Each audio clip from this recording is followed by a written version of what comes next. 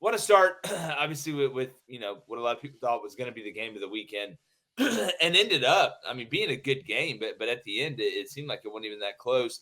A&M ends up beating LSU 38-23. I guess I'm not the reason that LSU was winning, because I picked against them last couple weekends, picked against them again with A&M. But Cone, starting with you, I mean, when you look at the numbers, right, there was obviously a drastic difference in what the teams were able to do and what they were willing to do. You look at Texas A&M, Marcel Reed comes in, did a good job on the ground. He's 2 for 2 passing for 70 yards. Connor Wegman was 6 of 18 for 64 yards, no touchdowns, no picks. Combined, they're 8 of 20 for 134 yards. Meanwhile, on the other side, Garrett Nussmeier goes 25 of 50 for 405 passing yards, 2 touchdowns, and 3 interceptions. But David, LSU couldn't get the ball going on the ground. That ended up being the difference in this game to me. Plus the turnovers by Nussmeier. We wondered how Elko and them were going to approach this game. Were they going to try and overcomplicate it for him, or were they going to try and beat him with simplicity and let him overthink it? I didn't think Garrett played bad, but at the end of the day, if you're not able to run the ball and you're not able to be balanced, you're not going to be able to score enough points. And what A&M did in the second half, I mean, you scored 7 points in the first half. You're down 17-7. Then you scored 31 points combined in the third and fourth quarter, shut LSU out in the third quarter. By the time they got that 6 in the fourth, the game was already over. I mean, just, again, A&M finding ways to win games. Is this the best team we've ever seen? No, but is this a team that can beat you in multiple ways and presents a problem? Yeah. Maybe I'm the problem for LSU. Maybe I'm the jinx, because when I take them, they lose. When I pick against them, somehow they win. I think anybody that's watched LSU football this season understands LSU wins when Garrett Nussmeier takes care of the football. When you go back to the USC game, turn the football over, they lost. You go back to that South Carolina game, you turn the football over, they had to hang on and fight their way to a win. Even Ole Miss there, I think he had a couple turnovers, and that one was really close, had to play his way out of it late. And then again here, turn the football over. And with that sort of, he's an old school true gunslinger, can make every throw in the book, man. And when it looks good, it looks really, really good. NFL caliber throws. And on the flip side of that is he will put the football in harm's way.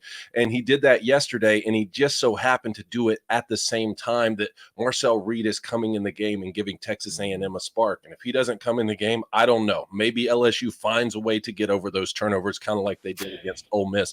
I'm not sure, but what that kid was able to do. And when at the point in the game when I was really saying, oh, Texas A&M is really going to win, is they had a 1st and 10 play, and Marcel Reed's throwing the football 35 yards down the field on the seam against a single high safety. It's not just running zone read and power zone. It's like, oh, this kid has all the tools, and a couple things for the running game. It looked like LSU was going to be able to get it started earlier in the game, but then it just faltered. And on the flip side of that, Texas A&M's was coming on late in the game. They rushed for 42 against this LSU defense, man. That LSU defense that had continued to improve and improve.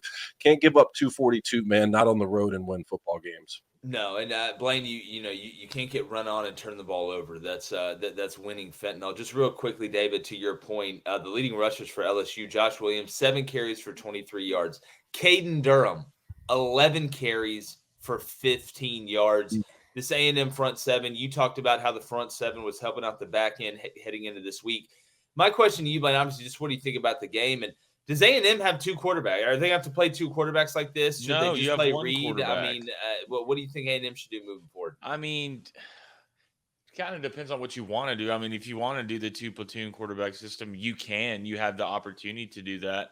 But I think one thing about Mike Elko, which I enjoyed, and one thing you can't really teach, it kind of makes me think about the Oppenheimer movie when they look at him and said, you can't do the numbers, but can you hear the music? Yeah, can you hear it? Yeah, Mike Elko can hear the music, right? He can hear the groans of the fans in the stadium, and he needed a spark, and he needed an energy source, and he found that with his backup quarterback. I mean, you come in, your numbers aren't crazy, but you score on 4 out of 5 drives, right? You hit big plays, you make big plays in big moments. It just opens up your offense. So I think A&M right now, I mean, if you look at it, they can do the 2 quarterback platoon system if they want to. I think both these quarterbacks are good enough to do that, and Mike has a good enough feel to wander his way through those woods. But, man, I said it a long time ago, and that's why I was surprised when Elko put Wegman back in. I think Marcel's your guy. I really do think he's your future. So if it's me, I'm going with Marcel. I think I know where when the kitchen light turns on and I need to walk in and get some food, and I'm gonna go sit down with that guy and eat. Yeah, well, I mean, David, I get I don't think he's just your future. I think he's your right now. I mean, if you're going to beat some of these teams that can out personnel you, because A&M's got good personnel, they don't have the best in the country. But if you're going to win the SEC or be able to win the SEC and then get in the playoff, having a guy that can run the ball like that. I mean, we've seen what it obviously has done for Jalen Milroe. You see what it does for a guy like Dylan Gabriel who can run too. We saw that yesterday. It just seems to me Marcel Reed overall, because Wegman looked great against Missouri, right? But outside of that, been kind of stagnant. Doesn't really give you that incredibly athletic element that you're going to get with Marcel. I mean, are you sticking with Reed going forward here?